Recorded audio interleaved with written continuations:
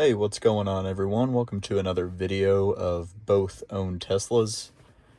In this video, I kind of figured I would cover just going over some of the settings that I personally have set up in my 2020 Tesla Model X, and just go over some settings just to make you aware of. I know a lot of these are going to be personal preference, but honestly, a majority of them are pretty standard across the board, at least in terms of what I have set up. I believe other people would want to have set up as well. So I hope this video is really able to help you guys out in determining the best settings for your Tesla. Some of these may vary. Like I said, this is a 2020 Tesla Model X, so if you have the new Model Y Juniper, if you have just updated firmware, you could definitely have some different settings, but all in all, they're generally going to be about the same. So starting out here, bottom left here, you have the car icon. You can click on that, and then first screen that pops up is going to be your controls. This is kind of, what Tesla assumes are going to be the controls that you would use most often in a day-to-day setting. So obviously here on the X, with all of the doors being automatic, you do have the controls for the Falcon Wing doors and the driver and passenger doors here, as well as the front trunk and trunk. So really nothing on this screen other than I prefer to have the front fog lights on. Obviously exterior lights, I would assume most people would want those to auto, unless you want to forget to turn your lights off in the middle of the night when you get home, like I did with my 2002 Civic back in the day, and have your car die every morning when you go to drive, but that's another story. Only other setting on this screen that I would recommend is auto brightness. I found this to work extremely well. Last thing you want to do is have it on 100% brightness and you go to drive at night and it's just kind of glaring at you, so I definitely think auto is the best there.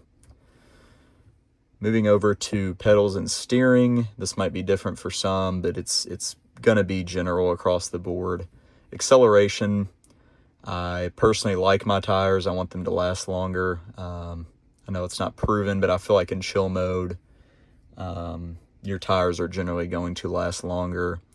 If you're in the snow or you have some inclement weather, a lot of the times where you're at, I think chill is better with traction control as well.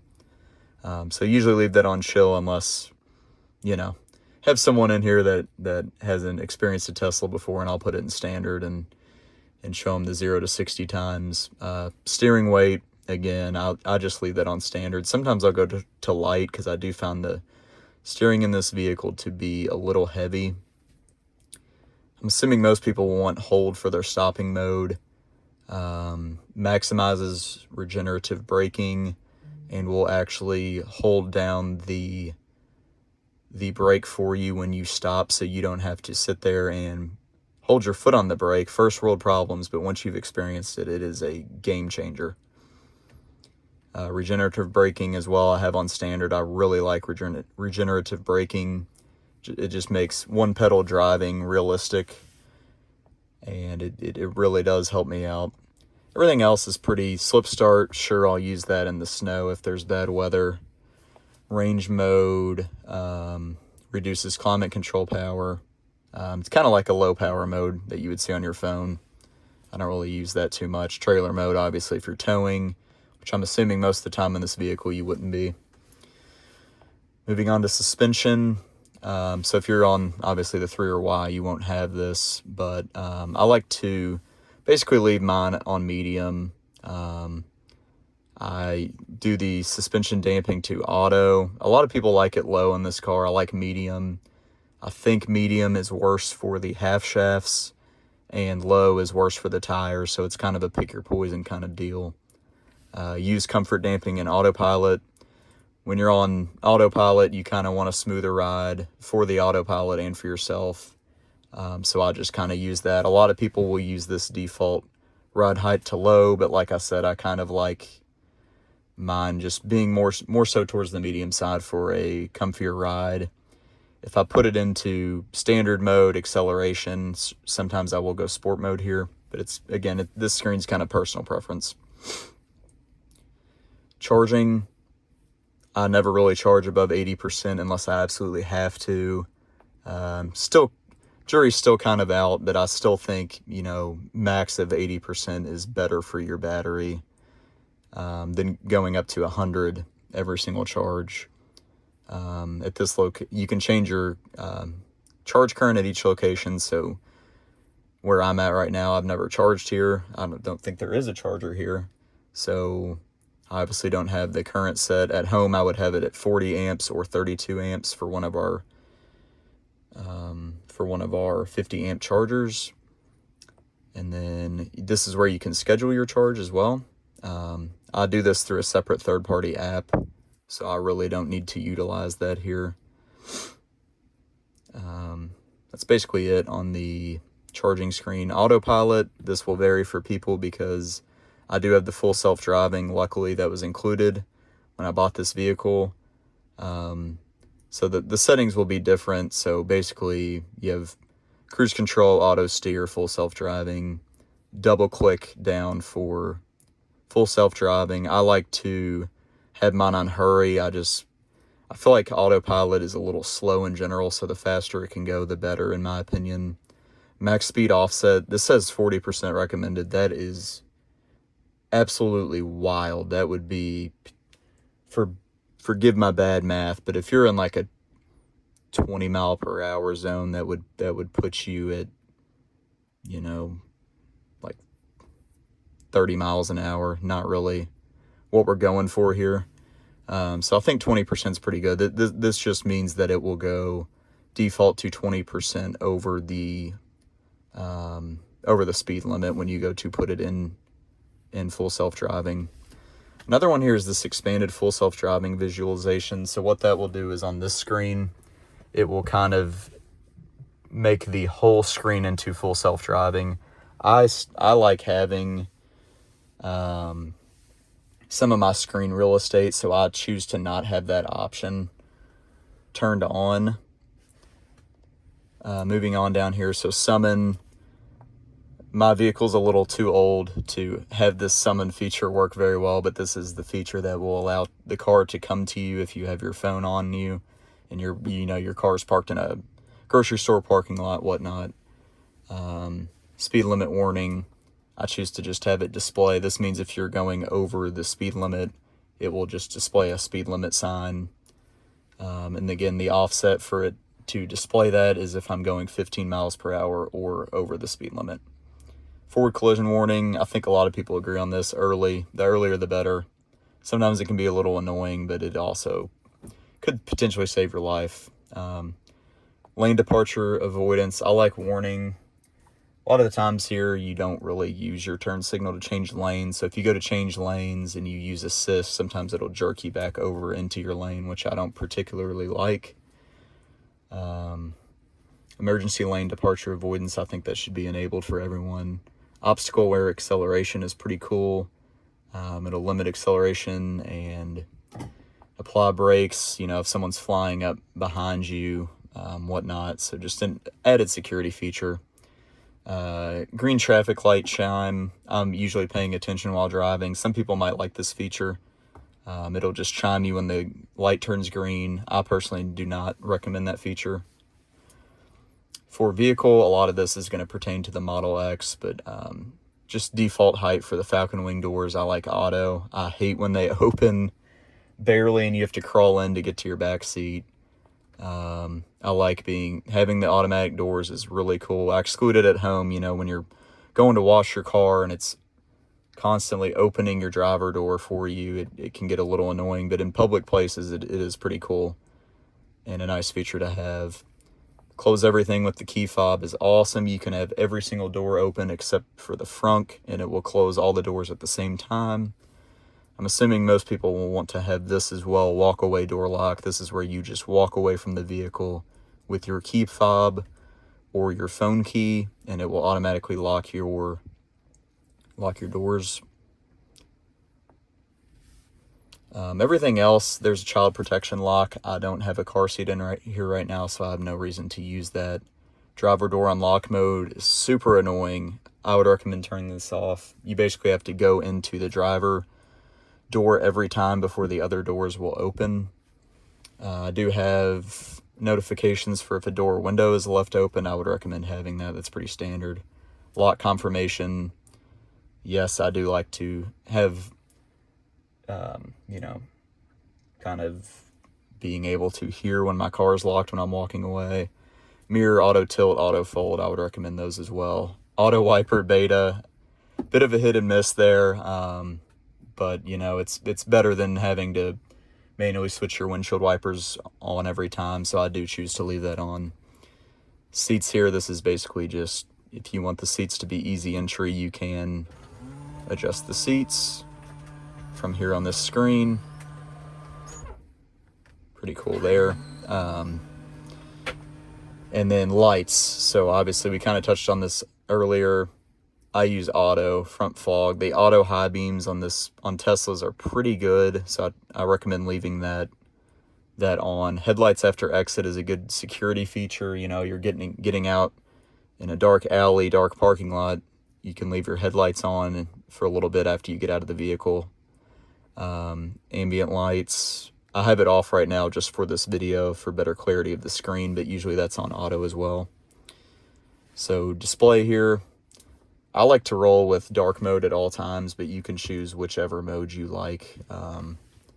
So obviously, just like your iPhone, you'd have a light, dark, auto, brightness, auto as well. You do have a screen clean mode here. And then the rest of this is really just preferred language and then energy display. I recommend leaving that on percentage. It's a lot more accurate. Distance is really just a rough calculation of how you're driving. I feel like it's not as accurate, so I would choose to leave that on percentage. Trips, pretty standard. I always recommend, since if you buy a used Tesla, definitely have an instrument panel for just measuring energy and distance since you bought the vehicle. Everything else is pretty standard. If you want to show it in the instrument panel here, you can choose to do that as well. Navigation, pretty straightforward here. I do not like the navigation volume, but that again is a personal preference. HOV lanes I prefer to use. Automatic navigation is awesome. You just start driving and it will take you to work or home. Trip planner, definitely, so you can add supercharging stops on your route. I like to reroute to save. If it's anything less than 5 minutes, I would rather just stay on my preferred route. That's just a personal preference. Always have it to avoid tolls, and I also have it set up to show third-party charging stations so that it doesn't necessarily have to be a supercharger if I choose to stop and charge. Schedule, we went over this earlier. Safety, this is where you can find all of your devices. Key fob, Sentry mode. If you want to auto-enable Sentry and park, I choose to not do that. Most of the places I park are, pretty covered. If I'm in a public area, grocery store, stuff like that, I will definitely enable Sentry mode. At home, we have security cameras everywhere, so I'm not too worried about it. So I choose to just manually disable that. A lot of you will probably want to auto-enable it, though. Camera-based detection, you do want to have that turned on as well. For the dash cam, I choose to have auto. On honk does not make a lot of sense. If you're about to get in a wreck, and you typically honk before the wreck, not afterwards. So I would choose to leave that on auto. You can always manually record the dash cam as well. Blind spot collision warning chime, I do prefer to have that. Anything that's going to increase security on here, I do prefer to have. Rear cross traffic chime, same thing there. Allow mobile access, absolutely. Third-party app data streaming, I do have, Teslafy, Tessie, some of these third-party apps, so I do have that enabled. I need to do the pin to drive and glove box pin. I just have been too lazy to set that up, but again, most of you all would probably want to have that. If you have a kid who's learning to drive, a teen, you can set a speed limit mode, which is pretty awesome. This is what Tesla does if you test drive a vehicle. You can set a maximum speed that the vehicle can go. Cabin overheat protection, I do not use this because it absolutely kills your battery. and I don't think it's necessary. You can easily just go into the app and precondition the vehicle before you get into it. Automatic 911 call, absolutely recommend that to be turned on. Security alarm, passive entry, park assist chimes can be annoying, but it is pretty great in terms of getting close to an object, especially when parking. Joe mode is a must-have. Thank you, Joe, whoever you are. He basically tweeted at Elon as like, hey, the chimes in this vehicle are way too loud. Got to do something about it. Joe mode kind of reduces the sound. In this vehicle, third row, easy entry, just allows for the seats in the back to be folded in automatically by the push of a button to allow easy entry for the third row. Service, this is just kind of where you can do a factory reset, camera calibration, your owner's manual. You can log your maintenance for when you replace wiper blades, cabin air filter, the HEPA filter, tire rotation, all that kind of good stuff here. So definitely recommend keeping up with that. And then moving on down here to software. This is obviously where you can find all of the information for your vehicle. Full self-driving, what version we're on here. Software update preference, I prefer advanced because I like to get the software update as soon as possible when it releases. Some of you might want to go standard and kind of see how other people react to the software update before updating it. Wi-Fi, you can see I'm not connected to any networks right there, but that's where you would do it. Bluetooth, same thing. Then moving here to audio, this is a new-ish feature, but this is where you can control all of your audio here. This down here, sources, is great. You can uncheck all of the useless crap that you do not use. So then when you go to your dock at the bottom, the 3 dots, there's a lot less clutter on this screen right here, which is fantastic. And then the very last screen here is just upgrades. This will be your premium connectivity and full self-driving, which I already have, but if you don't, that would be included here. So like I said, pretty straightforward stuff here. I know that there's just a lot of settings, so I wanted to provide you all some guidance on these settings and my recommended settings as well, just to give you all a better idea of what settings you all should be using.